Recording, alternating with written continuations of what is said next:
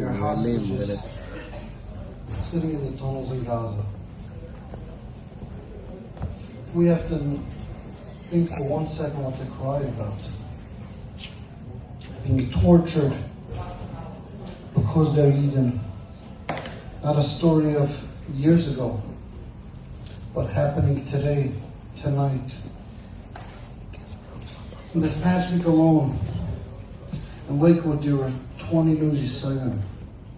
4 young people were nifter, leaving over families. And Zitzim Tisha Bav Nachamu.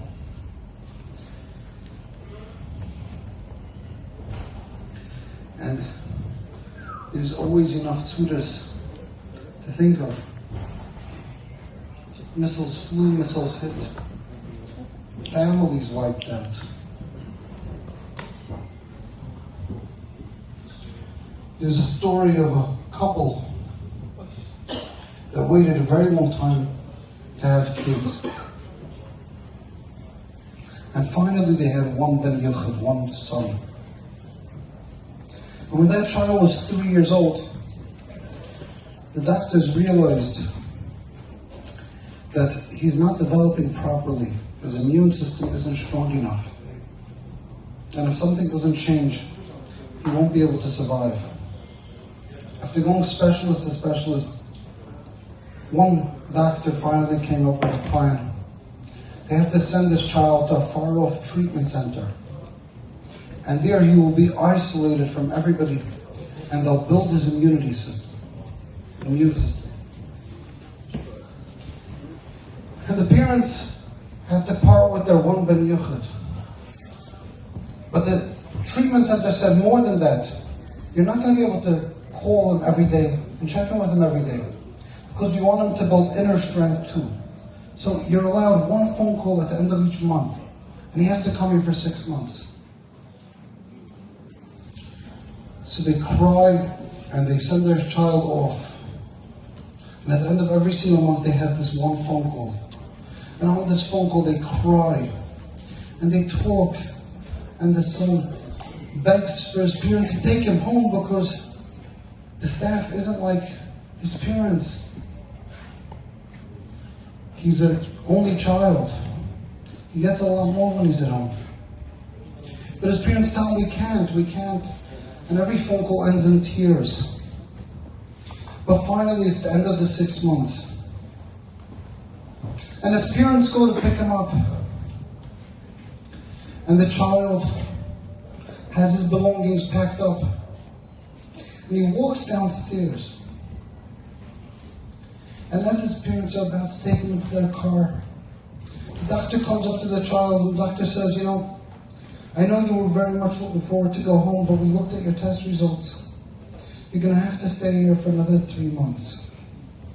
And the child cries and he turns back and he goes back to his room, and his parents go back home. And once again they make the phone calls. And they cry on each phone call. And at the end of the 3 months, the parents come to pick up the child again. But now the child is worried. Is the doctor going to let him leave? But once again, the same thing happens. The doctor says, no, you got to stay a little longer.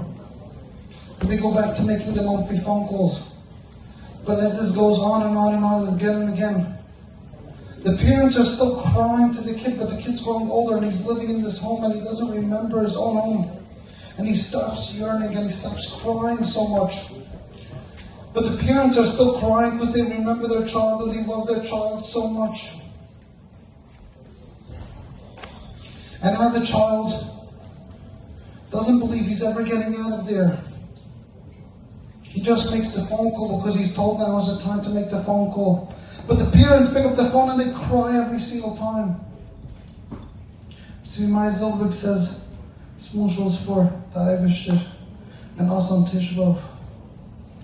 We make the phone call, but we're in this gulas for so many years. We've become used to our tragedies. We do the phone call, we call. But the Irish is looking down at us and he's crying because he so badly wants to pick us up, and it's been so close so many times. And every single year we sit again and we look at our tzudas.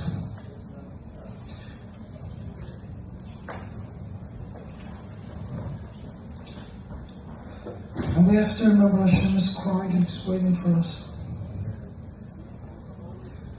It was the end of World War II. And there was a train going to Treblinka, one of the concentration camps.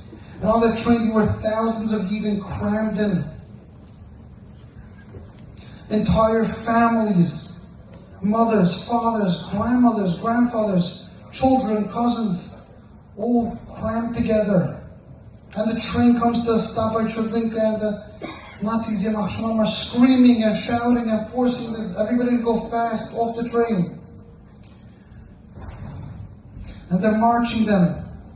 And they're not stopping, they're going straight to the gas chambers. And the older people know what's happening, the youngers don't. But amongst them there's one Yid, Reb Mendel, a Heilige Yid. And he's there.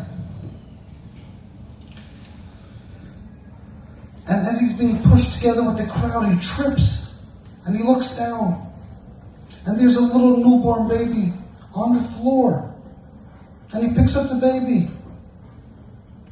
And the baby's bleeding, and he tries to stop the baby from bleeding. But he can't stop the baby, and he's looking around for the mother. But there's such a crowd, and there's such a tumult, and they're forcing him to go. Move, move, move. The dogs are barking. And one Nazi sees this Yid, sees this Reb Mendel, and he sees that he's a Ruv, and he has a big beard, and he grabs him by the beard, and he says, "You know what, Rabbinik, you're going to lead the whole entire crowd to the showers." And they push him to the front. And this Reb Mendel sitting and walking with this baby in his hands. And he turns around and he looks at these Yidden all sitting, heads down. And he picks up the baby and he shows the baby to the crowd and he says, "Moirav Rabbi said they are taking us to our deaths. Look what they're doing to a baby. Why would they do this to a baby? You know why they would do this to a baby? Because they see the Kedusha.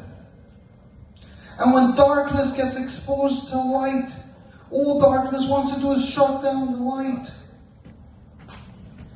They hate us because they see how holy we are. They hate us because they see how Kudosh we are." He said, "A few weeks ago, I was in my house, and the Nazis came into my house, and they were beating me. And then they suddenly saw on the side a Sefer Torah. And they stopped beating me, and they started pouncing on the Sefer Torah." Why would you pounce on an object? Because that object represents Kedusha, that object represents holiness.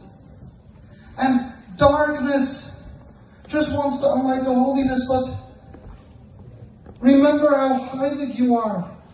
Remember this Kudosh, Kudosh. And the Eden were uplifted. And instead of going, they started singing as they were going. And they went to the gas chambers with animam on their lips, knowing how heilig they are. It's a year we know how heilig we are because we know how much hate we felt. And we feel it more and more.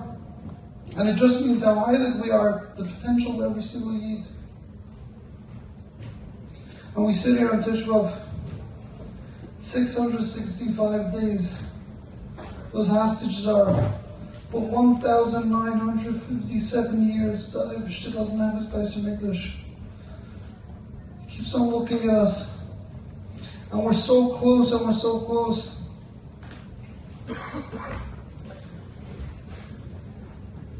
And if we remember how heilig we are, then we'll get there.